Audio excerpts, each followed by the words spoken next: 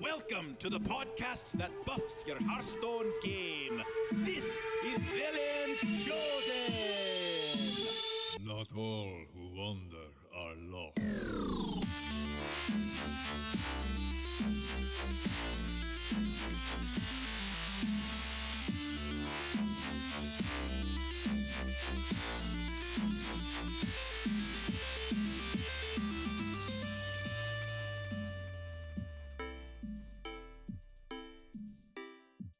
Greetings, listeners. Welcome to Velen's Chosen. This is episode 167, and Merry Christmas to all you who celebrate it. This is going to be episode 167. We're talking Nerfs and Hunters, and Sidisi's here. Oh my! Welcome, Sidisi, to the show, and this week we're going to be talking not only about the Nerfs, not only potentially about arena changes, but we've got three deck lists this week. 3 deck lists. Love it. Thank you for that. Joining me, my name's Rob. I'm the main host here over at Velen's Shows, and I hit buttons and make other people talk so I don't have to. And I'm patched in from Japan, and we got Grant, as per usual, from Texas. What's up, Grant? Hey, everybody. Thank you for your candor this week, Rob. You're welcome. You're welcome. And my second Christmas tree on the stream this week is coming from Sidisi, the Hunter Master himself, who has freshly been escaping from his children to do this episode with us this week. What's up, Sidisi? Yeah. Yep. Greetings, travelers from North Carolina. Yeah, I'm doing good. Awesome. Yeah, can't I heard complain. it snowed Kids are on in you bed. guys this week for Weatherstone this week, eh? Yes, it was epic for over here. We had like 8+ inches. Whoa. That's a lot. That's a lot for North Carolina. Dang. Mm-hmm. Yeah. It pretty much shut us down for several days. Mm. Yeah, just like the fog in the summertime, man. It shut you guys down for a whole day. Well, Thanks for having me on, though, guys. Seriously. yeah, seriously, Yeah. it's been great. We've been trying to get this to go for a couple weeks now. I'm glad it finally panned out for us. Mm-hmm. So, I'm gonna kick it back over to Grant. We're just gonna go straight out of Weatherstone since we got that covered, and we're gonna go right into talking about you. So, Grant, you wanna just conduct your typical interview here? Go ahead. Yeah, my typical interview. So, I regretted it as Sidisi, soon as they came out of my mouth. It's all good, man. It's You got my like an duty to hold you interview in check. questionnaire. Yes, I'm gonna hold up my imaginary questionnaire that I have written in my mind. I'm taking notes. I got sticky notes right here. Now, so Sidisi, welcome to the show. I haven't had a chance to welcome you yet. Glad to have you on. I'll just say, I found Sidisi via the internet, via the Twitter sphere, as a hunter expert, always tinkering with hunters, and I've played many of his lists. I think I've featured one of them on the show. Featured at months least ago. 2 of your decks on this show. Probably, because they work and they're great. And he really thinks, in my opinion, very smartly about the class. And so I thought, at first I was like, yeah. And I thought, I want to get him on the show. And the funny thing is almost the day after I asked him to be on the show, he said, yeah, I can make it. Then they dropped the nerfs, and then all of a sudden it was like, oh, Hunter's going to be good. I'm like, oh boy, yeah, this is going to be a good one. So Buckle I'm up. really excited to have him on. So, Sidisi, tell us a little bit about how you got into Hearthstone, and if you want to elaborate, how you got into gaming in general. Oh, sure. So I started really liking collectible card games with Magic back in middle school, which was like 20+ years ago, in the revised era. And kind of played that periodically. And then one of my buddies I played Magic with got me into Hearthstone, and I started playing right before Whispers of Old Gods came out. So it hasn't been, I'm not like a beta player or anything. But yeah, I'm just like playing kind of a strategy card game with a little bit of RNG. I like playing chess and that kind of thing too, but there's so many different things that can happen in crazy scenarios that can happen in card games. I think it's way more exciting. So what gets you kind of hooked? I know for me, like when I started playing Hearthstone, it was sort of kind of like the flavor of the Warcraft flavor mixed with kind of the humor that went with it that I liked about that was in pretty much all their games, and kind of like the sort of cartoony and not so dark, macabre. Like Magic is very serious looking, and everything is very it's kind of pretty in its own way, but it's very almost dark, macabre, if you will. So, but Hearthstone was kind of the opposite of that. So I was like, "Ooh, I like this game," and it was just kind of it resonated with me. What kind of like hooked you, other than just playing, like the style of being a TCG game? I think just that the strategy element of it was there's a lot to learn and a lot to kind of dig into. Mm, Um, I like the way the game functions, and I like that it's a little more kind of low key and off the cuff than Magic is. It's a little more relaxed. hmm. Um, but it's still I like the just like the genre. I played the Warcraft and Warcraft 2, the RTS games, Oh but I yeah. wasn't much into the lore aspect with Warcraft, so I just kind of like the gameplay. So we kind of already said that you like playing hunters. So how did you discover that hunter was kind of your jam? Honestly, I think it was just kind of an easy deck to get into starting out. Mm. I like the character and his vibe. Rexar's kind of like Batman, and he's got all the beasts, and it's just kind of I think it's sweet. And I like to play aggro decks a lot, so uh, Aggro. There you go. yeah. Cool. Do you So play? when I started, Hunter wasn't really very good either. So it's kind of fun Mm. from a underdog standpoint. Until the Oh. last few months, really, Hunter historically hasn't been that great since I've been playing. I didn't play in the Undertaker era when it was OP and needed to be nerfed a bunch of times. So Yeah, I started playing in the Undertaker era, but I didn't know what I was playing against because I was just kind of learning the game. It was like, man, how can this guy beat me so bad? Dang, that's not even fair, you know. But I never actually got the cards to play it and play the deck when everybody else was, running a legend with it. So, do you ever play any other classes, or you kind of just like hard main it? well, I have Golden Warrior. I did a lot of Pirate Warrior and Control Warrior. Ah, Um, and Two I sides of the have same like coin, more or less. I'm like 15 wins away from Golden Paladin. I've been trying to get there with OTK Paladin, but Mm. I yeah, I'm close, but I just can't get motivated to do it right now. So, and then the rest of the classes are not quite as much. Not But enough aggro priest. yeah, I'm mostly a priest hater. Like I that's probably bad to say on the show since it's named after Velen, but No, trust me, we don't like priests here. I that's the only class I don't collect the cards for. So I actually dust my priest cards. Oh wow, you just like hard Wow. dust them. Mhm. You pull a Mhm. priest legendary, boom, to the dust Oh pile. yeah, oh Our yeah. third co-host Oh, is man. is famously dusted all of her druid cards over and over again. So it's just Nice. out of spite at this point. I can And then she respect had to that. play it in a tournament where she had to play druid, and she's like, "What do I do now?" Yeah. Every deck is It was- good and it's all druids. I can only have one druid deck. Which one do I make? I think the game Yeah. hates me because it mostly gives me priest legendaries too. Oh, I Maybe know it's what you trying to fill a mean. gap in my collection or something, but I always open the priest ones. Mm. mm.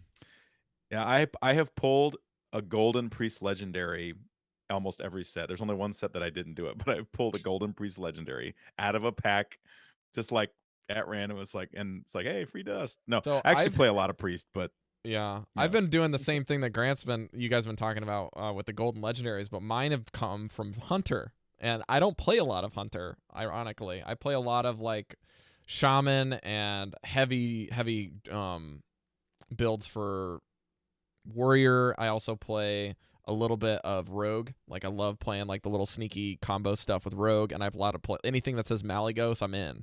So mhm. there's also that. But like I've been pulling, like I've got Katharina, I've got Rexar in Golden, and then I didn't know this at the time, but I found I got a Subject 9 in Golden, and I was like, this isn't a Hunter Legendary. Little did I know it was, even though it's in the neutral side. Dope. So Okay. yeah. Well, let's just a couple little I short like it. questions to DC. What's your favorite deck of all time? Just like this is my favorite deck to play. Any class, any era. Oh, that's a tough question. Um, I had a lot of fun with the Barnes Yasharge Spell Hunter. That was really good. But I think I Oh, like, oh yeah. and with I haven't tried it with Master's Call yet. I need to do that. Um, Hmm. but it might be Death Rattle Hunter. I really like it. The There's so many Undasta one? different. Well, yeah, the newer ones are really sweet with Undasta, but just the archetype in general. There's so much flexibility. I played Mech Rattle Hunter for most of Boomsday, and that was a lot of fun. Sweet. Mech Rattle Hunter. Yeah. What's your favorite card? It's got to be Rexar. The Death Knight. Death Knight, yeah, Death Knight.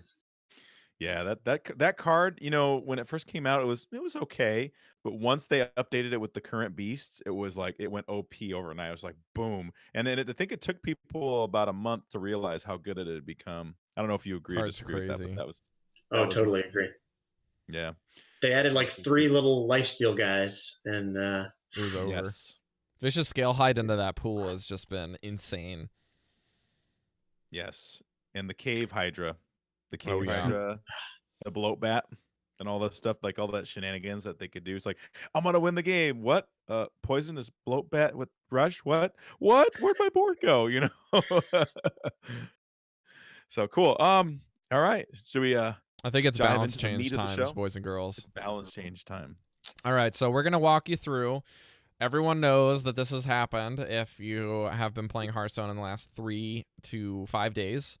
And they announced something very late in the evening that they were going to make a balance change patch on the following day prior to Christmas weekend. So this happened on a Friday, U.S. time. And the following was nerfed. And let's see. So there's 3, 4, 5 total cards. And 2 out of 5 of these cards are Druid cards. And one of them, one of them, you know what? I'm just going to stop being vague and just be specific. This is going to take too long. All right, so Wild Growth and Nourish were increased by 1 mana apiece. Okay, so we got Wild Growth is the one that gives you the mana crystal on turn 2. Now it's turn 3. Nourish now, instead of 5 mana, is 6 mana. And Nourish is the one that lets you choose 2 mana crystals to be full. So basically, if you had 5 mana and you use Nourish, you would go plus 2 mana, but you'd spend 5. So you basically get 2 mana to do something else, and then permanently 2 mana on top of your 5. So you go straight to 7. And you could also choose that or draw 3 cards. And now that spell is 6 mana, which... What we found out over basically less than 24 hours is Nourish is real bad at 6 mana. Real bad. Yeah. People are still using it, though. There's some of the pros are just running the old lists. They're just jamming those old lists. And I did hear something really interesting from Tice's stream that was saying that you can now run Wild Growth in Keleseth aggro druids. Because you can run Wild Growth alongside of Keleseth because it's at 3 mana. Interesting. And he said that there might be some interesting builds that people are going to come up with in long term, but it's going to take some time because now they have to inform it in a new meta and basically build it from a different. Yeah, so you would run an odd druid build potentially, or you could just run a very early build druid list without the odd centric stuff, and then you're running 1s and 3s with Keleseth. And it's just aggro. What do you guys think about this? I wanted to include these 2 cards together, and then I'll say what the developer said here. So they said Wild Growth and Nerfs has had been very present in early and mid range combo and control decks for druids since the introduction of the basic and classic set. No kidding, Blizzard. When cards have from basic and classic set are too powerful, they can have negative long-term effects in the game.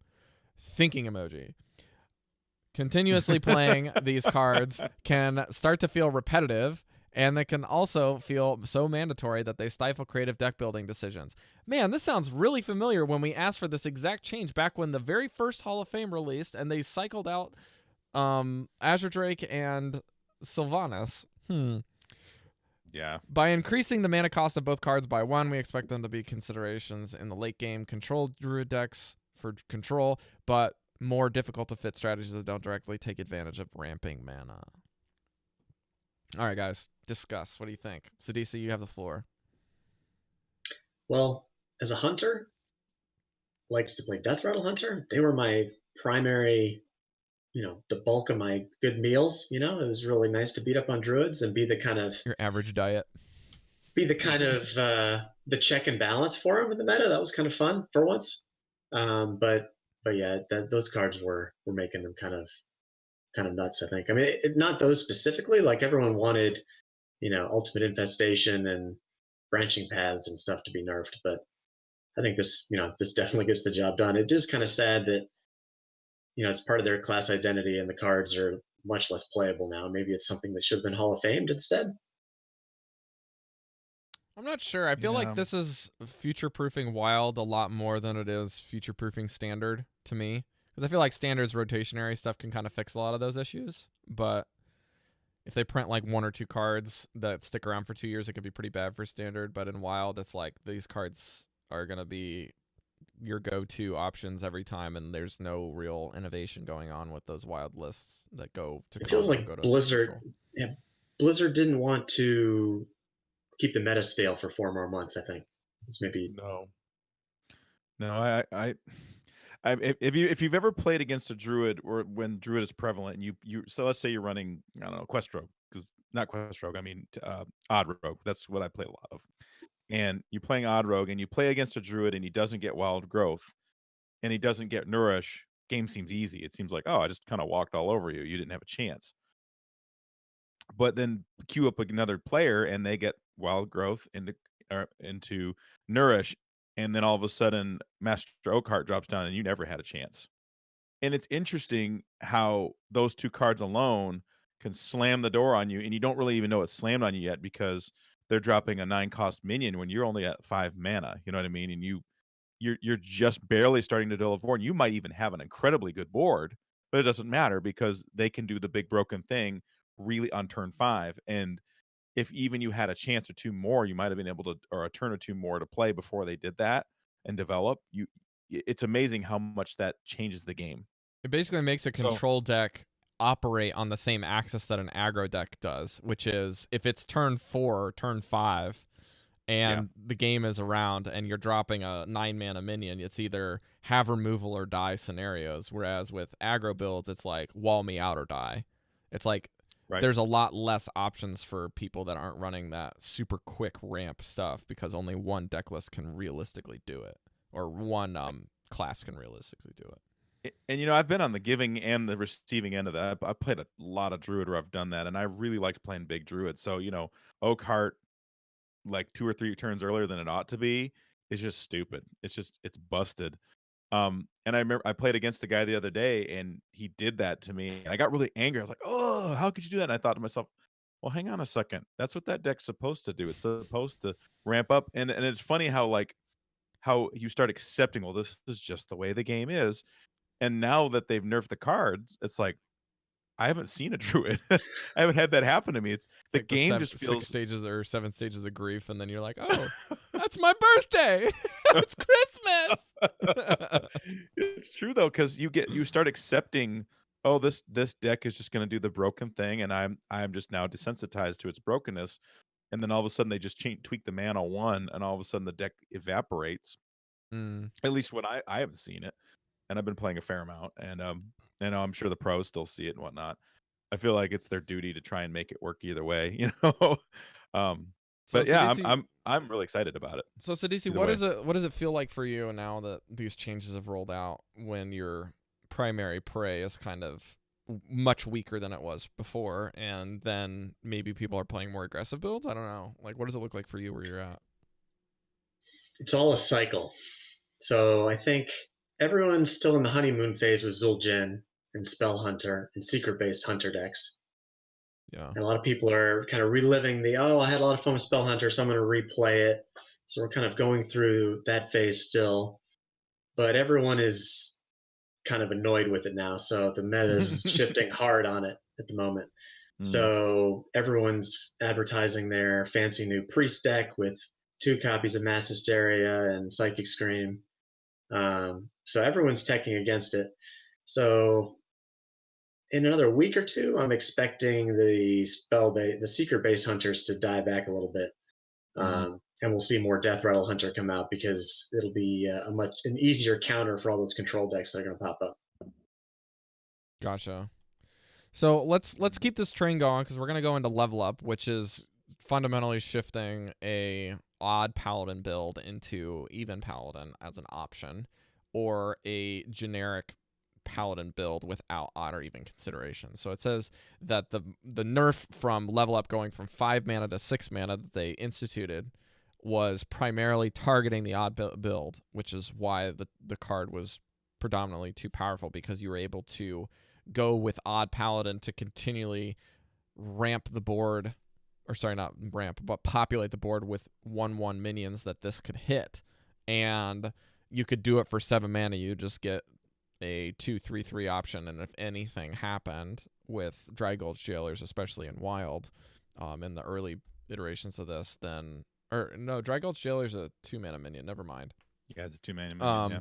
But yeah, like I know any what you're ways saying, that you though. can refresh your hero power to do something like this, you can get ridiculous outcomes. So it's one of the most powerful decks, they say, most played decks since its introduction into Witchwood. By removing level up from odd, we still expect it to be a competitive board control deck, just with more consistent damage output that will be easier to play around instead of having a lot of burst damage. So this is Blizzard saying we're trying to target the burst of this particular deck and lower it significantly, and this is the problem card that they went with.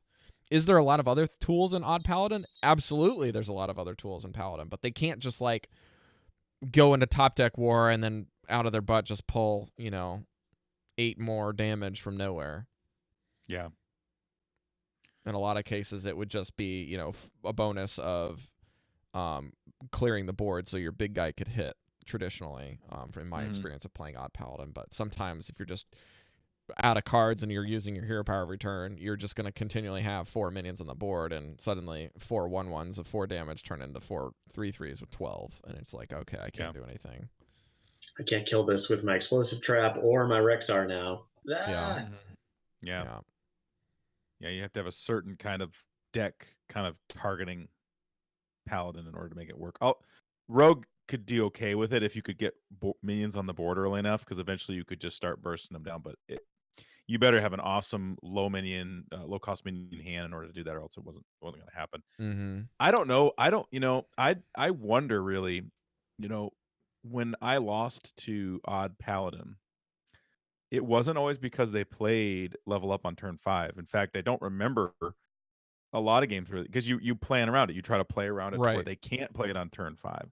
So making it cost 1 more, I don't know that it really kills the deck, to be honest. I think people made the assumption, oh, well, deck, I better find something else to play. But I think, honestly, it'd still probably be pretty good, because it still does the same thing uninhibited. It can still populate the board really easy. Oh, you're killing my 1/1s because eventually a level up was coming. Oh, well, I guess it's not on turn 5. You still have to do the same thing or you're dead.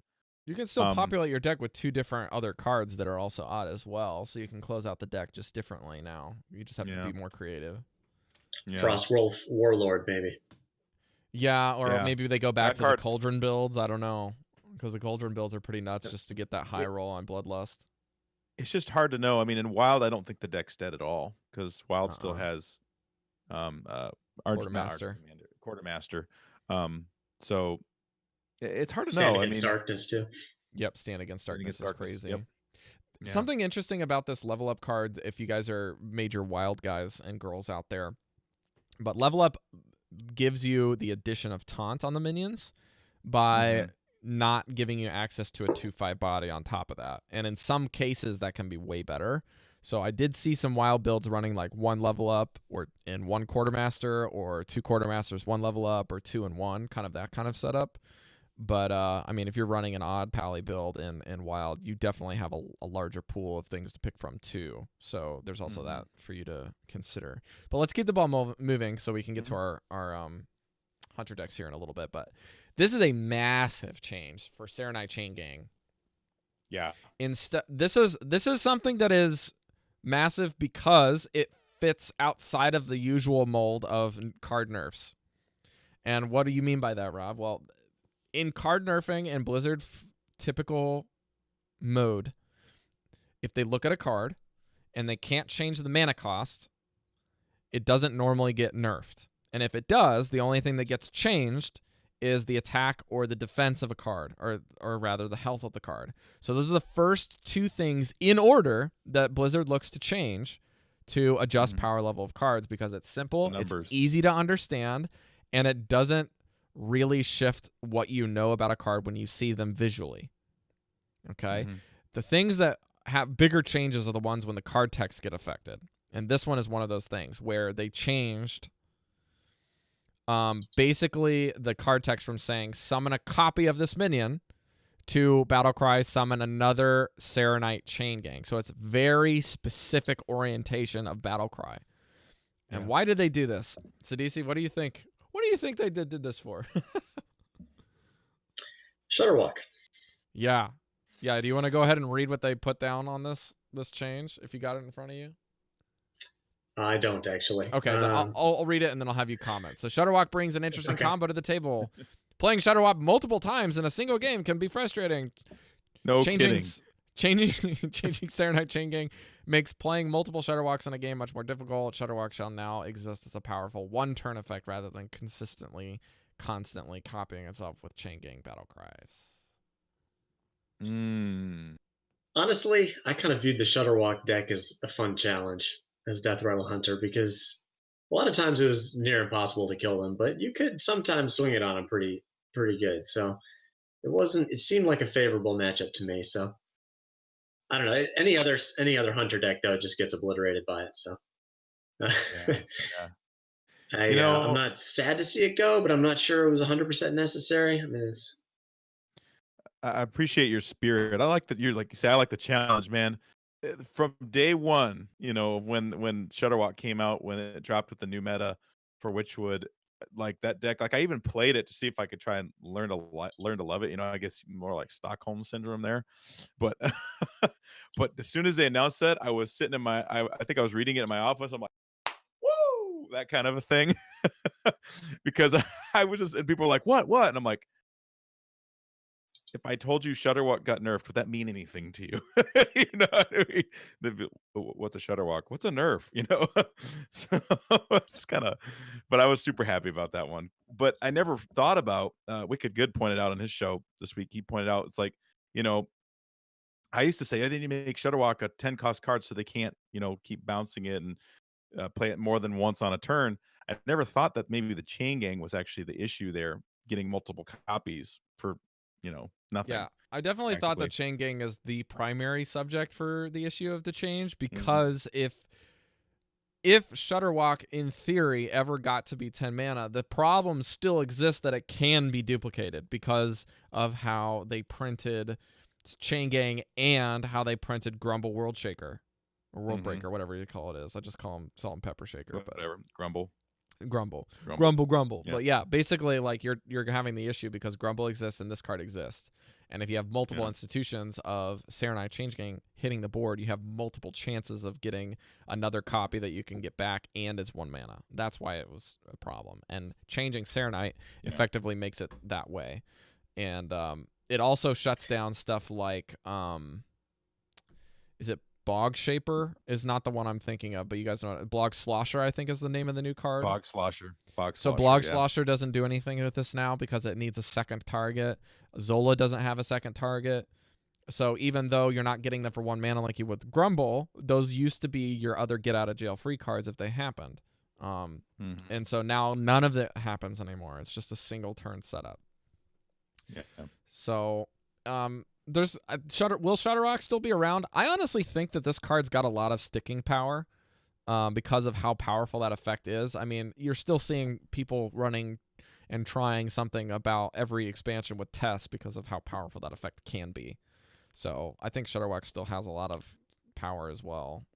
Well, and don't forget that there's also those builds where it's kind of like a mid-range shaman build, and they throw a Shutterwalk in there because the card just has the deck just has a lot of battle cries, like fire elementals and stuff like that. And I think I think I saw an elemental deck that ran that. It has all those do 3 It's just damage, refill at that damage. point, right? Yeah. You could do a tempo Shutterwalk deck, right? Yeah, that's what Use the people were elementals. saying initially was better for a while. I know that some of the shaman guys were just like, this is really good without worrying about like doing a combo build. Yeah. Also, there's a side thing on the side real quick before I let you guys go back into this that I saw Toast making, which is the 30,000 armor deck, or the 3,000, 5,000 armor deck, where they were running. There's like a new card that I can't remember the name of the card, but basically it's the highest armor total that somebody has been able to get in a ranked game, and it wasn't exploiting. That's how big of a problem this card was. So my guess Wow. with why this is relatively unannounced and really rushed out, especially for this particular card, and they were planning other stuff, but they're like, we need to rush this card out, and we need to rush it now, and we're going to push it with these other things because we can't have people playing Shutterwalk decks where they're getting 10,000 armor. Oh gosh, somebody asked me the other day, like, have you played against an armor Shutterwalk? And I didn't even know what they were talking about until, and I was like, armor Shutterwalk, what the heck, And I was like, no, like the world has averted crisis, Yeah, I'll put the this one says 1,500 armor. Dane initially was the one that did it, and we've been trying to get Dane on the show for a long time. But basically, the card is the combo is basically utilizing plated beetles. Mm-hmm. And then you can also get Undertaker. Oh. And you can get those going. And then what happens is initially the Undertaker battle cry will take on the armor. So when Shutterwalk dies, it'll get the armor. So you're like, well, Shutterwalk's whole thing is about duplicating itself. So why does that work? Well, if you do the normal combo, when you get Shutterwalk back into your hand, if you've played the deck a lot, you realize that, you make a lot of copies of him and your hand is full most of the time. And you're playing this towards the end of the game where your deck is empty. So what happens is you get the Undertaker buff to go, and then Shutterwalk plays twice. It's Battle Cry, so it gets the Undertaker buff again after every subsequent Shutterwalk, right? Oh, so it stacks. So it stacks, and you're getting this, and then once they return all of the Shutterwalks from the board to your hand, they die. So then you just go 3, 6, 9, 12. 3, 6, 9, 12, 15, 18. And then it just keeps compounding how much armor you're gaining. Every time you bring a Shutterwalk back to your hand, it's destroying like 2 or 3 of them from the board because Grumble pulls all of the stuff from the board to your hand. And if your hand's full, then they die and they trigger the death rattles. So it's literally just you can't die. You can't lose the game. That's crazy. But Sidisi, what were you going to say? I haven't played against one of those yet, so I'm curious to see how much survivability they have to get Undertaker out and get all that done. Yeah, I hadn't really seen it, but I'm guessing it's just normal until you can get to the combo survivability. But instead of killing you outright, they go for the survival build, and then I don't know how really it works because basically, like, instead of attacking, I think Toast was saying that instead of the lifesteal, you can just play it out and you can get more health without lifesteal initially. So your first and your second Shutterwalks are way more potent with regards to survivability rather than being offensive, if that makes sense. Yeah. So I think that it's more survivable when you have to play it on tempo than the other ones were. Yeah. But I could be wrong. One of you guys get the deck list and we'll play. Let's see. Oh, I have it right here. I just closed it. Oh, okay. It's like easy. Just look up Shutterwalk armor build or Shutterwalk armor. Okay. And you'll find like a gazillion results. I don't even want to put it in the show notes for that monstrosity because it's already patched, technically. But someone you can watch it on Toast YouTube. On Reddit with the Saturday Night Chain Gangs after the nerf. Someone was still running the old list and they played their Shutterwalk and it just made a bunch of chain gangs. It was kind of sad. It's pretty good. Still pretty good. You have a bunch of chain gangs and hit him for 9. That bad.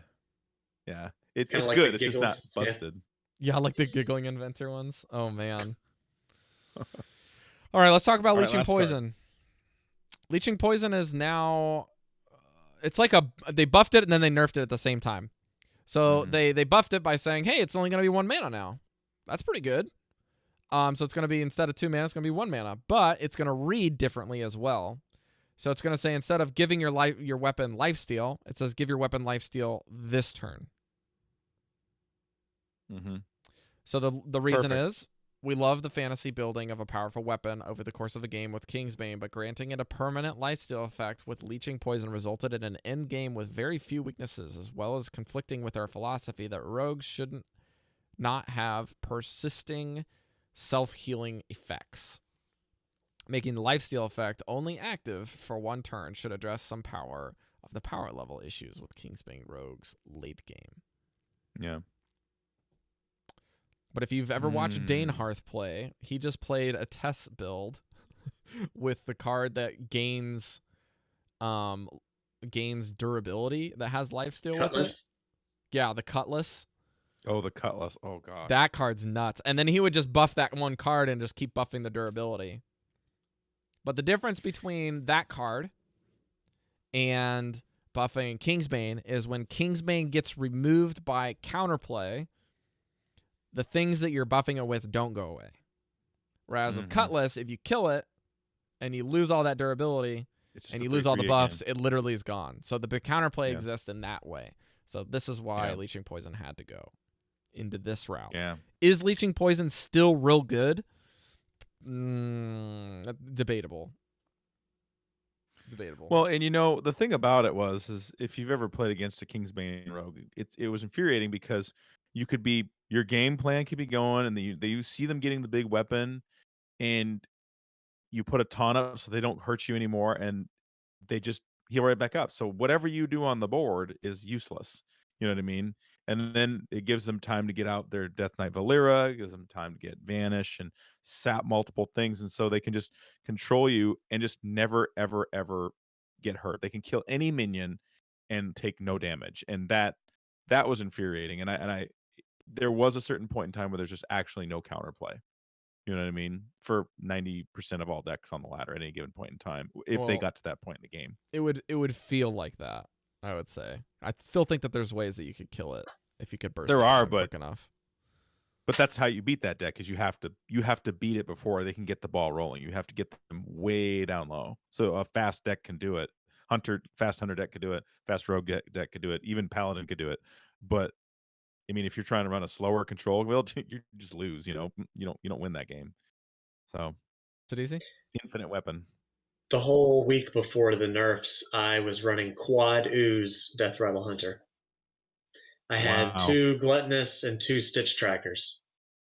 So I had a little bit of flexibility, but I did have a game where I oozed the Kingsbane 5 times. Woo. I had one of them get vanished, but man, that's insane. Is but that basically you just saying you're not going to lifesteal for a couple turns, and that's how you're doing it? Well, I mean, they couldn't draw the weapon. It's like if their deck still has 15 plus cards, sometimes they run out of raiding parties and shiny finders, and they're just drawing for it. You just keep putting it in there.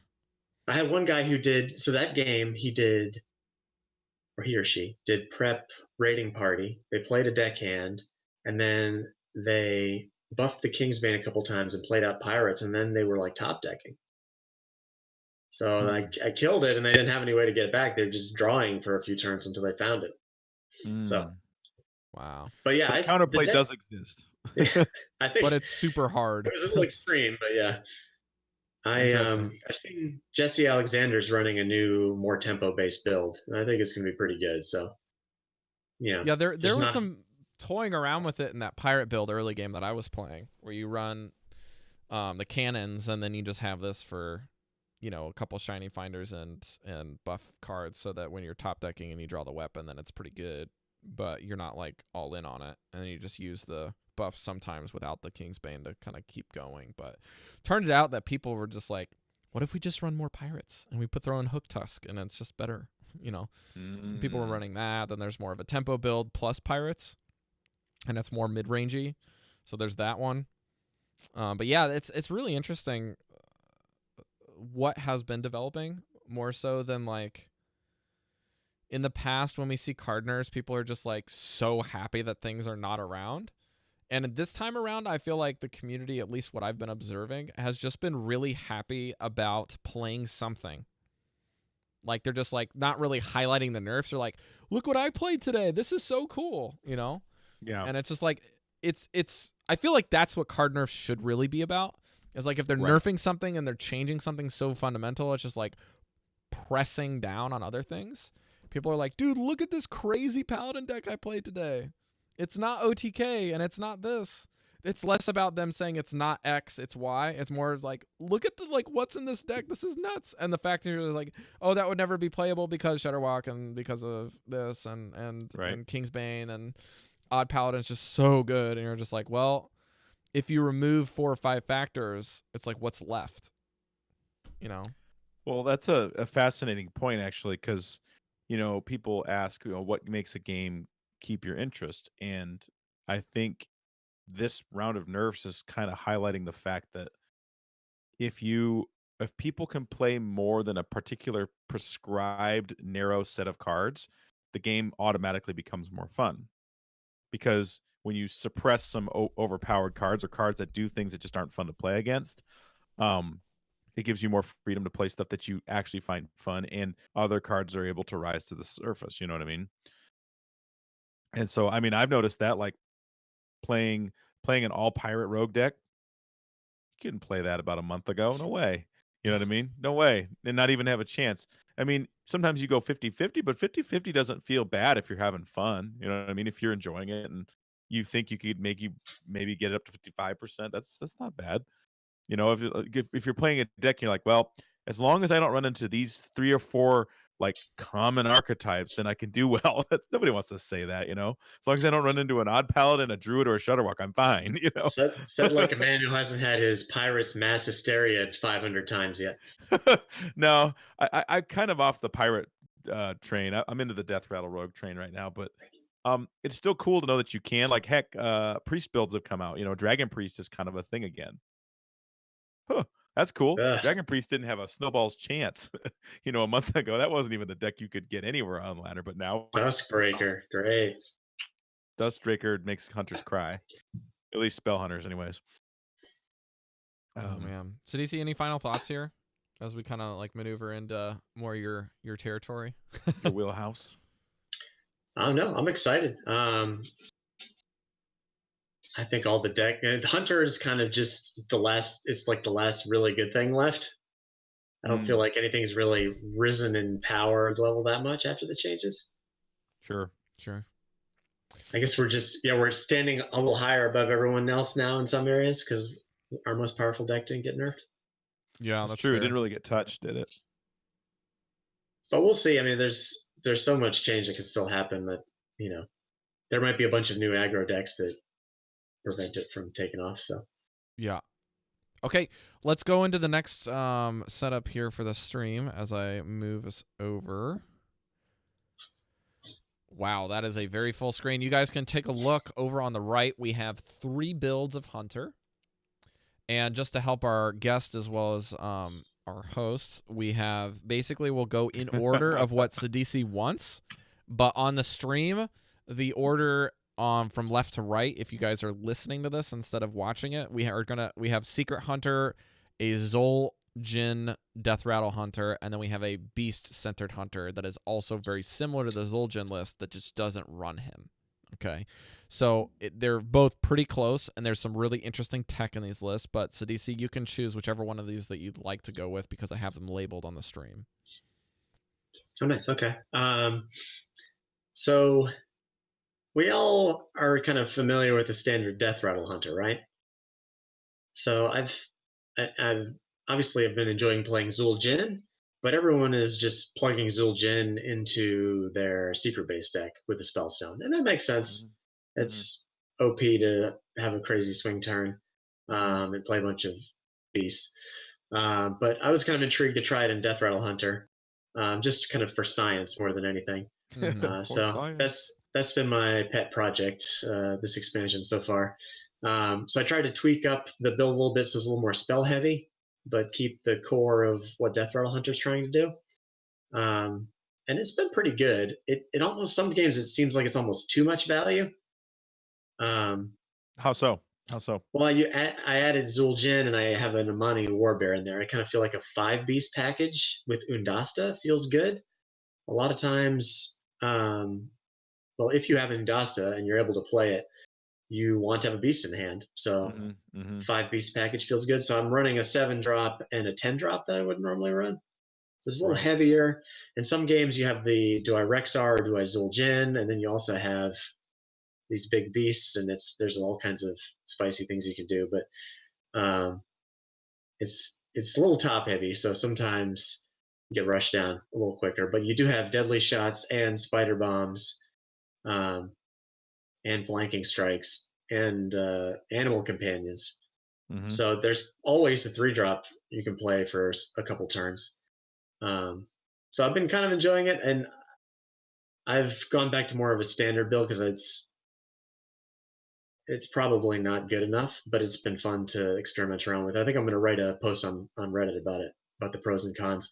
Having a turn where the best I think I've done is I played I cubed Crush, Mm-hmm. and it's stuck on the board, and then I played Zul'jin the turn after that, and I'd play dead twice in that game. So Zul'jin procced my cube with play dead twice, and I had just a board of King Crush. It was pretty sweet. So you can do some crazy things if you set up the Zul'jin turn a little bit with play dead, which is nice. Mm-hmm. You also run tracking and flanking strike, which kind of hurt you. So it's a bit of a trade-off with double-edged sword. So you get It a also cool runs payoff. deadly shots too, which I thought was pretty interesting. It helps you with a little bit more board clear late game and kind of gets you to through the mid game a bit more. Yeah, and it's fun replaying those off Zul'jin. I've debated about taking out Keleseth because Flare is really good right now. Yeah. Particularly with Zul'jin, so you can get kind of fancy and Zul'jin Flare your opponent's Zul'jin. So I've been getting into that. So I've been trying the different Death Rattle lists. Today at rank 1, I was seeing a lot of secret base hunters and odd rogues. There were probably 5 odd rogues in the matches I played. Wow. So I had to switch back over to secret hunter because I was just playing these unfavorable matchups over and over again. So, but that seems to be working well. So, if you guys, I don't know if you want to interject or could talk about the secret hunter. No, for a keep minute. going for it. Yeah, keep going. We're here for you at this point in time. Oh, nice. So thank you guys. So is this the baited arrow secret hunter? I don't know if it is. Yes, this one has I'll just run through the deck list and let me know if anything's off kilter from what I have here. I have double candle shots, 2 secret keepers, and a single copy of tracking. And then it has almost 1 copy of every secret with double copies of freezing traps. So it'll run this one is explosive. Cantaloup's, the Blood Scout strategist. Yeah, this is the one he took to #1 legend. This is a sweet list. Okay, so this one is explosive trap 1, rat trap 1, snake trap 1, snipe 1, venom strike trap 1, and then double freezing. So this one does not run misdirect. Is the only one that looks like it's missing from this list. Yeah, thumbs down to misdirect. Yeah. Then it runs double wandering monsters, so that has 2 copies of freezing and double wandering because those are typically the best 2. And then snipe is the good surprise one if you can catch them off kilter with it. Animal companions, 2 copies of that. 1 blood sculpt strategist, which if you're unaware what this guy is, Sidisi, you want to let us know what this card does? Yeah, it's a 2/4, it's not a beast or anything, but if you have a weapon equipped, you can discover a spell, which I think it's all hunter spells. I think it's a hunter spell. Yeah. So you can get some sweet cards off that. I had a guy, I was playing a cube mirror earlier, and the dude got an animal companion off the first one and a dire frenzy off the second one, and he dire frenzied his huffer, and then he had all these sick dire frenzied huffers that just kept beating me up the rest of the game. So you can do some 7/5 huffers feels good, man. Oh gosh. For 3 mana, it was fun. Yeah. Well, this particular deck only runs 1 of them, so it is still good value. But he's not all in on that particular strat because you do only run 2 eagle thorn bows, and 2 candle shots. So you do only have 4 options to set up this card. So you definitely want to keep in mind this card when you're running your candle shots and saving those last little pinprick damage sources. Mass Contender. Yeah, and then you're running double kill command and mass contenders, which these cards are crazy. Basically, if you have this on the board and is it a static effect, play a secret, get another one, or is this one more of like if you have a secret and you play this, then you get another one as a battle cry? Yeah. Okay. You have to have one to get, yeah. Okay, so if you have a secret and then you play mask commander or contender, sorry, mass contender, then you get another secret arbitrary through the battle cry from your deck. Yeah, from your deck. Yeah. Yes. So these are not discovered. These are not outside of the deck. These are not randomly generated. These are pulled from worth the deck. Clarifying, it does not buff Secret Keeper or the spell stone, unfortunately. Correct. So. Correct. Interesting. Because they are not played, and both of them say when you play So these are pulls from the deck. Mass Contender says play, and it's Does it? really confusing. But it's the Mass Contender is casting the secret. Rexar, I'm not casting the secret. Okay, so it's basically coded to say that Mass Contender is playing it and you are not. Yeah, so these cards won't react to the contender, but they'll react to you. Mm-hmm.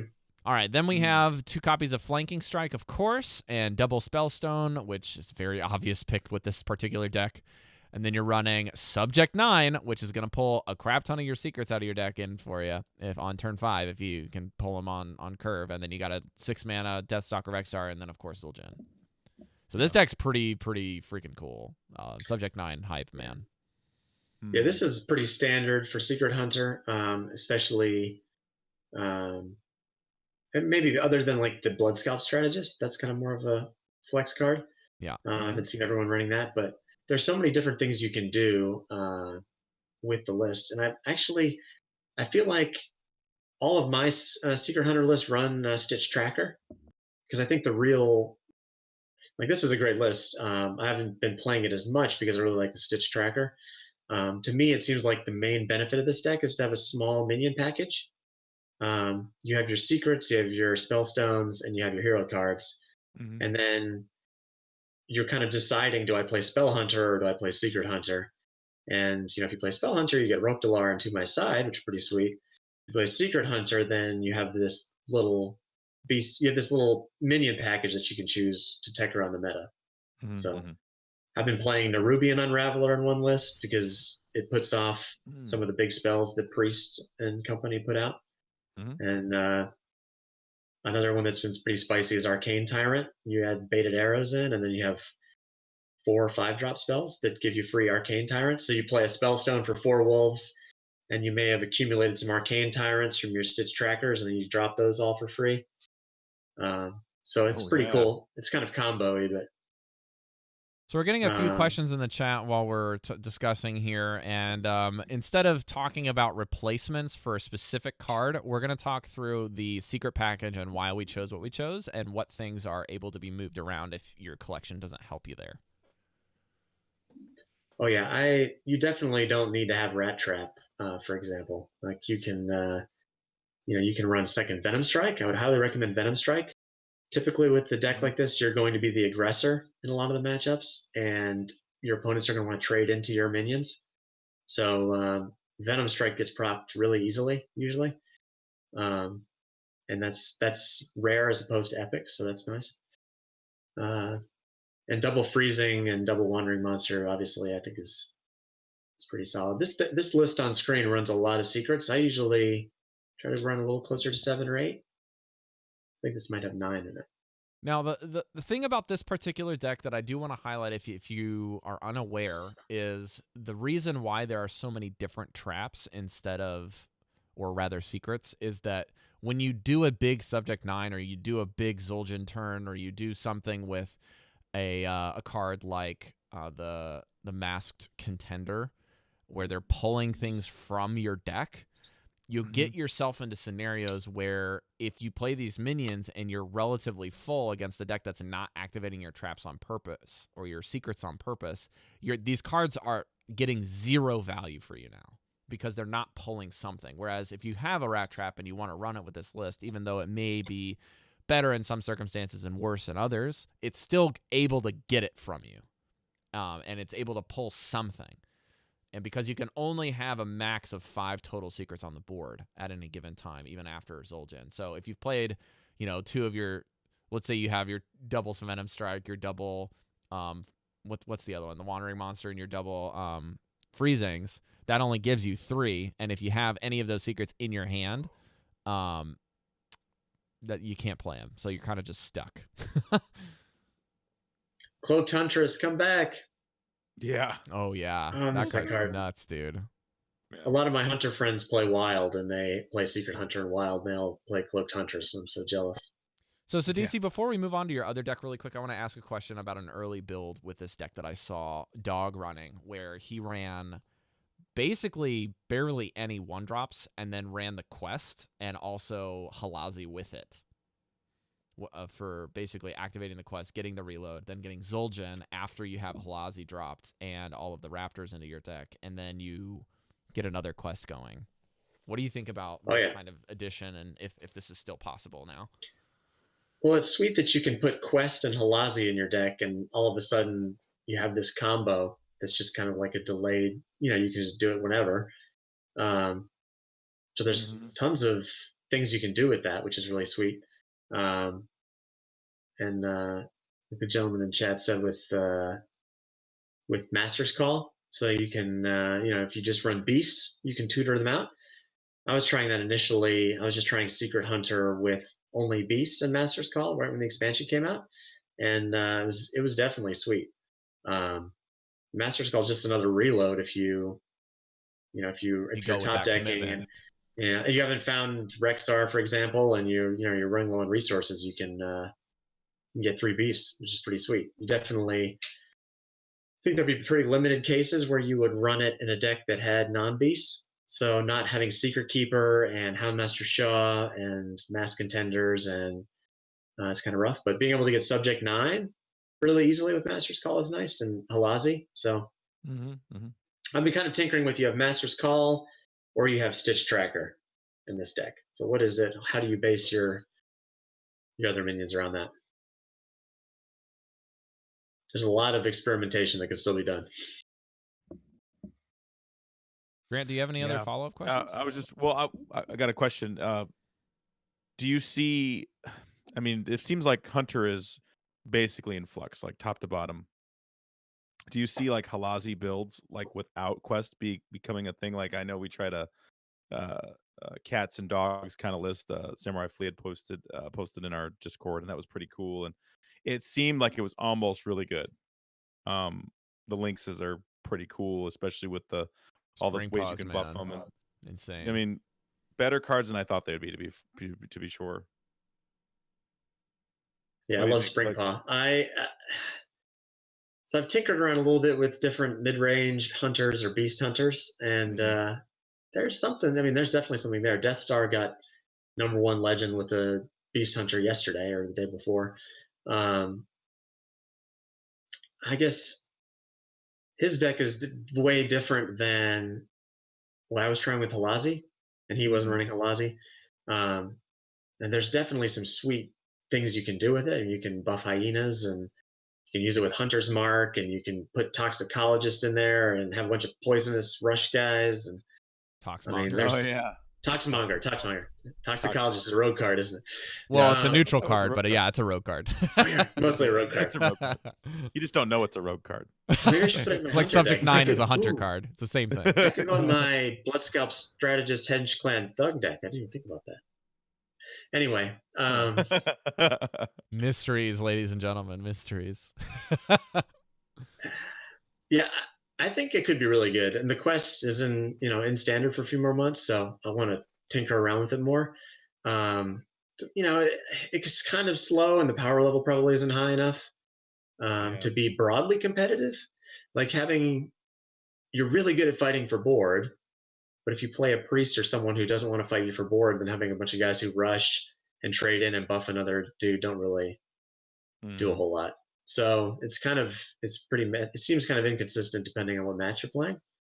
But the Raptors are cool. If you can, maybe you have Master's Call and you tutor out a Rhino and you chain a bunch of Raptors together and you get a cool 15-17 damage combo together. Maybe we're just dumb and we haven't been able to use Starving Buzzard with Halazi yet, and we need to just do it. We need a Starving Buzzard Halazi with the infinite links draw engine. We just need to do There's a new Death Rattle beast that lets you reduce a beast in your hand by 1, so you get some sort of. I'm gonna go straight back to the beta builds, man. Did you know back in the early builds of the game, Sidisi, that Buzzard was 3 mana? And Unleash was 1 or 2 mana. I think it was 2. Cheaper, wasn't it? I think it was 2. Yeah, that card was so broken. So let's get into the cube build, the actual one, and then you can go back again. We talked a little bit about the Zul'jin experiment, right, with this particular build, but one main thing that I want to highlight with how you've been approaching your Beast Cube list from an outsider's point of view is that you're kind of making the cube build, basing it on a very low impact beginner board, and more of like, I'm going to try to get it. If I have to like maintain board, then the Devil Star eggs are there. The spider bombs are there for maintaining it, just kind of getting things done. And then using, Terror Scare Stalkers when needed. And then once you get to the mid game, that's when you're trying to get out your Ziliax for survivals, you get your Deathstalker Rexar going, and then you can kind of get Katharina going, and that's where you start exploding, right? Because then you get Katharina, you get Undasta, you get King Crush, you get your Amani Warbears from all of these kind of combos, and all of these beasts are the only beasts in the deck outside of once the Devil Star Egg has come into play and summoned it. The only other options you've got are your Flanking Strikes from spells and your Witchwood Grizzly Bears. So there's one card in particular that I love as the tech, which is the Nerubian Unraveler that you can cube in this list to make the enemies and your spells cost 2 more. You want to talk a little bit about why this card's in here? Oh, yeah, absolutely. So it's a great tech card in the meta right now because everyone you're going to be playing is going to be outfitting their deck to play against Hunter. So they're going to have their Mass Hysteria, they're going to have their Psychic Scream, they're going to have their Brawl, they're going to have any sort of AoE board clear they want to use against you. So being able to slow down those cards, particularly when you spend so much effort to build a board with this deck, you might play an egg, activate it, cube something, get something out of the cube, and then you're at turn 6 or 7 when your opponent might be looking to play one of these huge game-changing cards. So if you can postpone it a turn or two, you're usually in a good spot. I have not played with it enough to cube it and get more than one. So I need to So report just back one on is that one. enough then in a lot of the cases so far for you. Yeah, well, usually it just gets killed off Mm-hmm. because that's like primary, target number 1 once you play it. So I've managed to stick it a couple times, but not enough to actually cube it. So So has it eaten enough removal for you that you found, like when you do play the card and it does get what it's what's coming to it, for lack of a better phrase, like basically just they're gonna go kill it and they're gonna higher prioritize it. Does that help you with your win cons? remains to be seen. I need to do more testing on it, I think. Okay, so It's it's kind still of pretty a poor preliminary. it's a poor person's Mojo Master Zihi. I see. I love I don't that have card, by the Zihi way. yet. I'm not sure if I love that want. card. Yeah, Zihi is kind of interesting because it conflicts with Katharina in your late game a little bit. Right. So Unraveler is good with this deck particularly because you don't run many spells, and If you do run them with that penalty, it's not too much of an issue. Exactly, like Play Dead and Flanking Strike and Hunter's Mark tracking. You don't. Yeah, that's not. You're not at much of a disadvantage. Zihi sets you back more, so I'm not sure Zihi fits, but they're kind of similar in one aspect. Now, what does Zihi actually do? Because I don't even remember what this guy does. It resets. Go ahead. Oh, you haven't spoken in a while, guys. No, I'm just enjoying listening. No, it resets both players' mana crystals to 5. Like it just boop. It's almost a nerf to Druid in some regards. Another nerf. It's that 6 mana 5/5 in the neutral set for the legendary. Okay. It's a great card in Secret Hunter, particularly if you don't have Zul'jin, because you can run Secret Hunter without Zul'jin and just your top end card is Zihi and Rexar. You never need to really go above 5 mana. Keeping the game low. Yeah. Interesting. Yeah, it works good. I've been playing it in Rogue, and I had a game the other day where I was just kind of playing a big mage, and they just kept clearing my board, and finally I got a decent board stuck, and then I dropped Zihi, and it took them down to 5, and they conceded. Boom. Just right away. Wow. Because they couldn't drop Jaina, they couldn't do anything to my board, and it was like, yeah, all I needed was a turn where I could just hit you with all my minions, and now you can't do anything. So it's like, oh yeah. So I want to talk a little bit more about your decks here, Zihi. I want you to kind of let us know what you're feeling. Like, what are you liking of the 3 decks right now? What are you kind of finding in your comfort zone? And do you find yourself interchanging your play with one deck or the other? And then what are some things you're maybe looking to target? And if you have any considerations on cards you want to go test, kind of like a multifaceted question. So you can take that from any angle you want. All right. Well, steer me if I don't Sure. hit them all. Sure. So the first 6 times I got Legend, I was just like one deck, grind out a bunch of games, get really good at it. And that was mostly like Recruit Hunter and Death Rattle Hunter. But last month, I had 3 or 4 decks, and I just kept swapping them around depending on what I was playing, and it seemed to work pretty well. All Hunter decks, but we have such a we can play a wide variety of styles now. So right now, I'm just kind of bouncing between the 2 Death Rattle lists you see here, and then I've kind of just been changing my secret list a lot depending on what I'm playing against. So I've been playing a lot of rogues, so I really want to be able to fight a board-centric game. So I have I took out, I don't have 2 Stitch Trackers now. I have Houndmaster Shaw, and I have more low-cost minions. Might even add like a small beast package in, like Dire Moles and Razor Maws and Houndmasters, just to fight for the board a little more. But yeah, I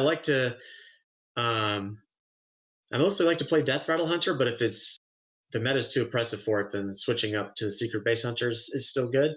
But those are the 2 main. I think those are the 2 strongest archetypes right now. If you want to climb ladder,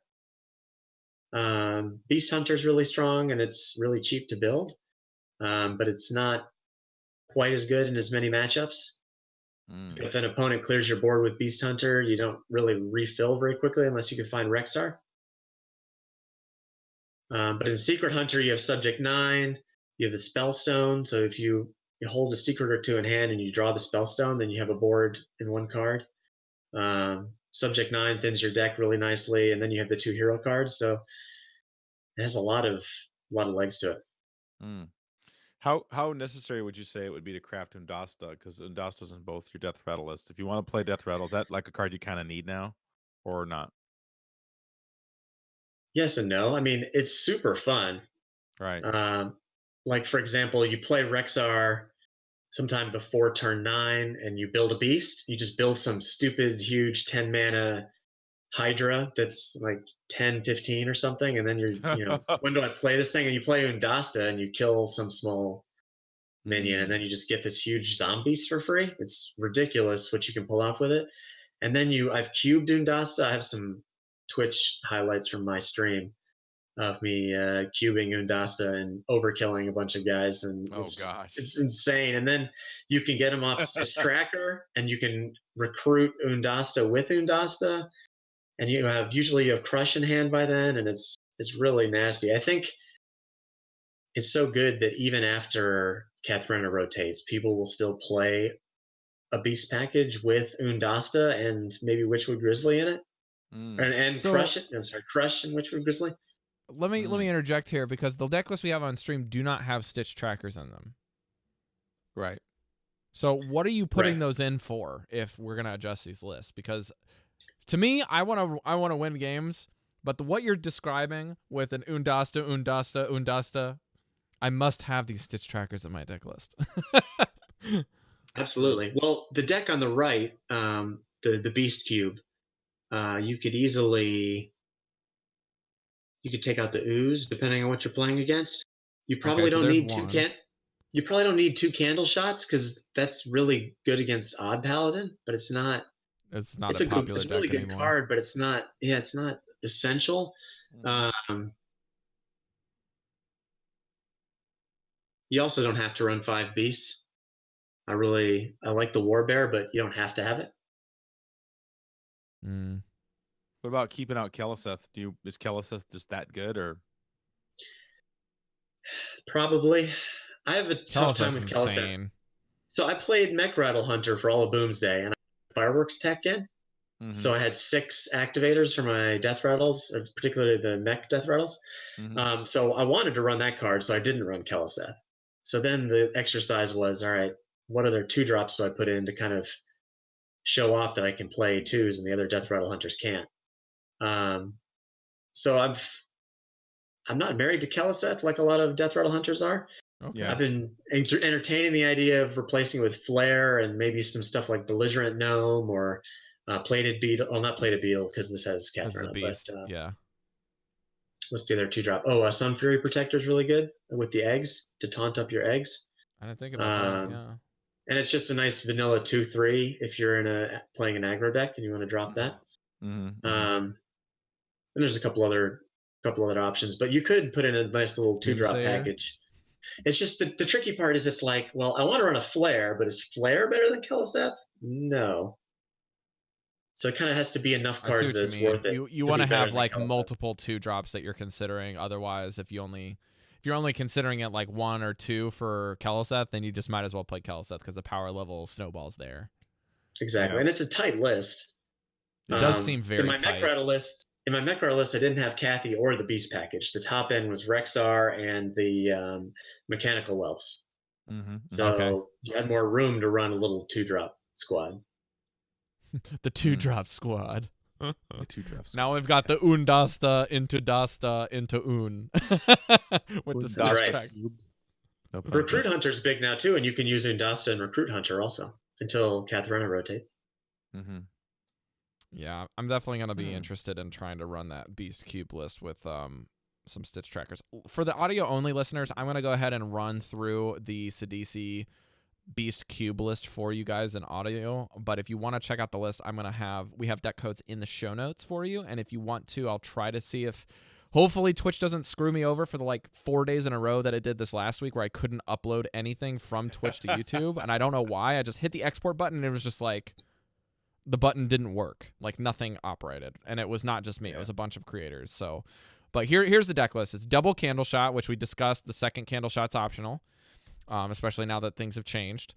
Double Hunter's Mark, double Play Dead, 2 Tracking, Keliseth, double Devilsar Egg, and a Gluttonous Ooze, double Spider Bomb, 2 Terror Scale Stalkers for activators, double Flanking Strikes for removal, a Houndmaster Shaw, and 2 Carnivorous Cubes because of the name. You have 2 Witchwood Grizzlies and a Ziliax. You also are running your Deathstalker X-Star and the Nubian Unraveler. Nerubian, gosh, I cannot talk today. Nerubian Unraveler. A single copy of Amani Warbear, which Sidisi also said was potentially optional, depending on what you were going to try. Then you have Kathrena, Winter Wisp, King Crush, and, of course, Undasta. So you have that going. And the big shift, like you said, is that you're kind of removing the Candle Shot. You're removing the Gluttonous Ooze, and in the Zol Rattle, so the Zul'jin list, you're increasing a little bit of the spells in that one. So you're running 2 Deadly Shots, 2 Animal Companions, and the Flanking Strikes plus Playdeads and Trackings with Zul'jin. So you're going to kind of have to figure out which of these cards you're removing. I know that the Nerubian Unraveler got the Axe. It looks like you also removed a Candle Shot and a Gluttonous Ooze, so that's 3 of the cards right there. That's Zul'jin. Hunter's Mark. And a Hunter's Mark, okay. 2 Hunter's Marks came out, yeah. It's just not as good if you have Deadly Shot. Like, they're kind of Gotcha. So you're just trading that combo with the Candle Shots for the Deadly Shots. Yeah. Have you found that Deadly Shot might be actually a decent tech in your Beast Cube list if you take out your Gluttonous Ooze? Probably not. I think it's mostly appealing with Zul'jin.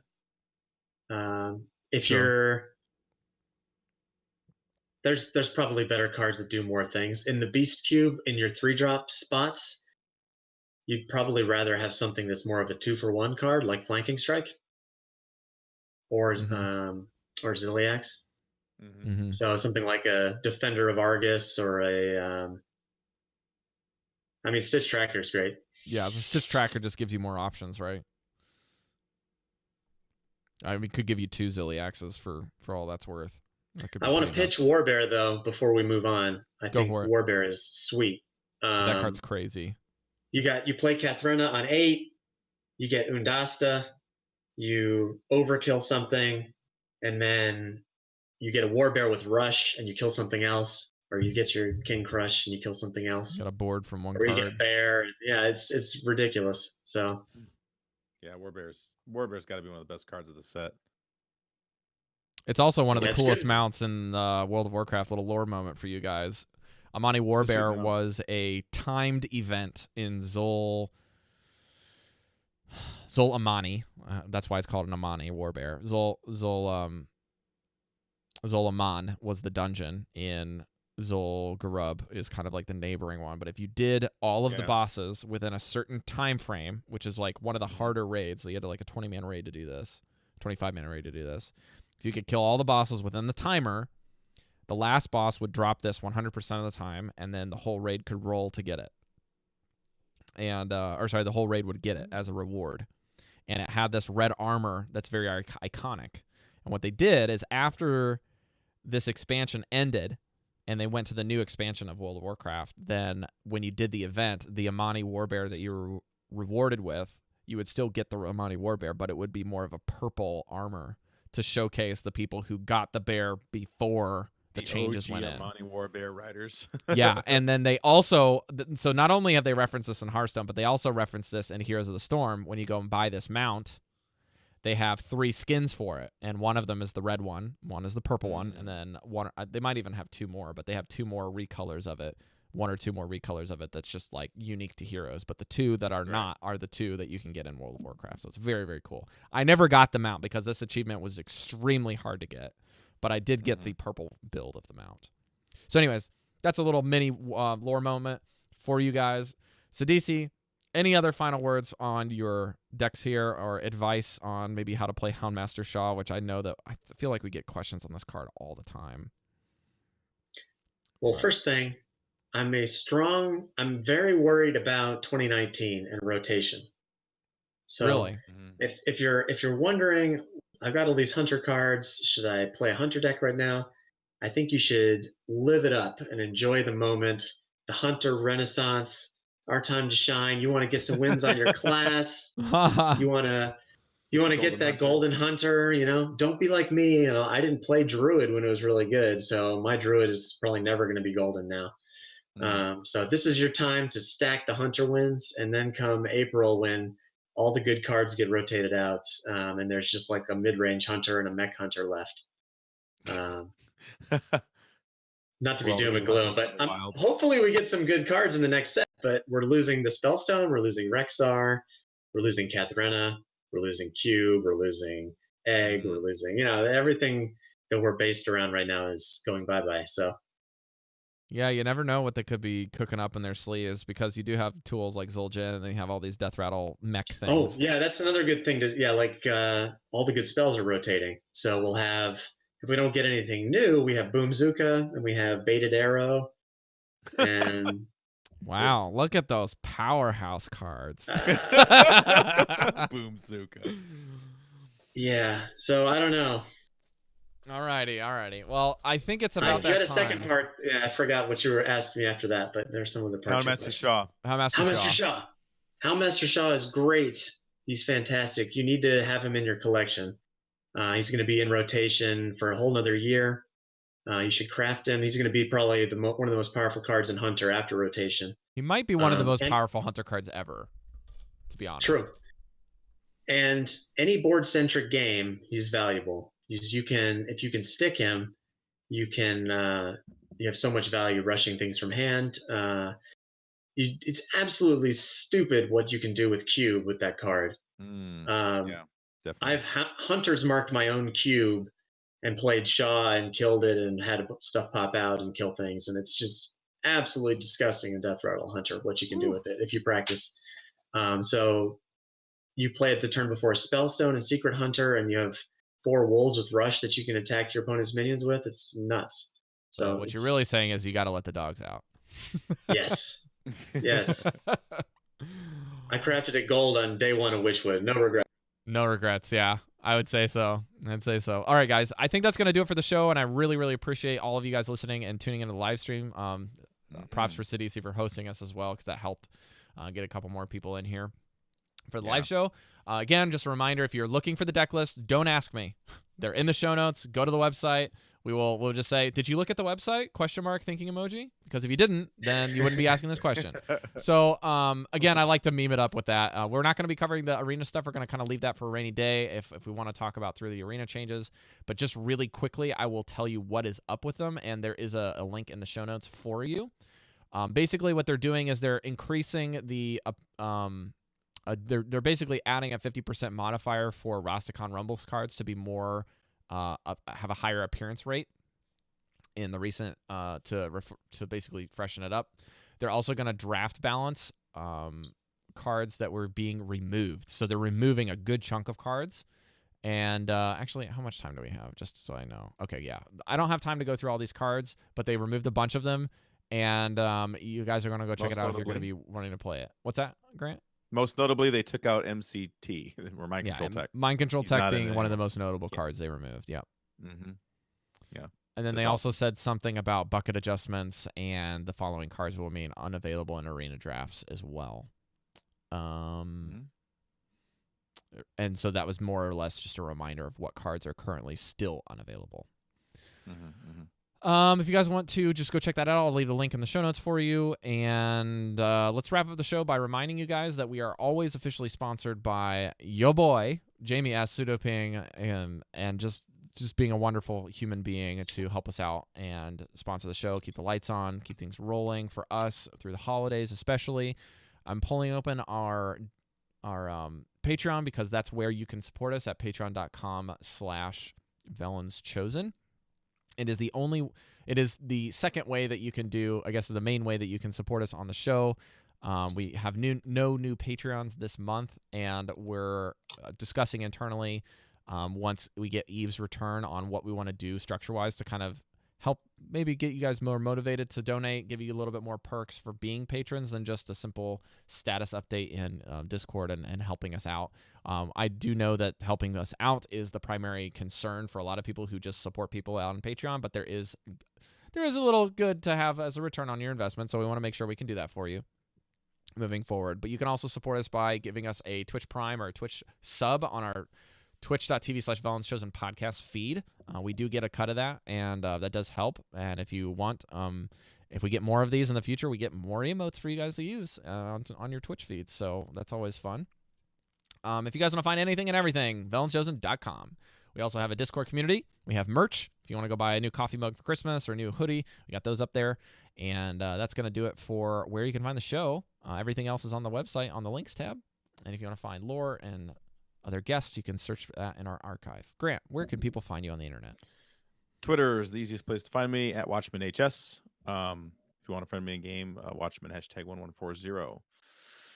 And Sidisi, my man, plug your stuff. Tell people where they can find you. I mean, I know where I can find you, but everybody else doesn't. So, Sidisi, SIDISI 767. You can think of me. I'm the brood tyrant, big snake shaman from Magic. So, 767 snakes on a plane. That's me. Nice.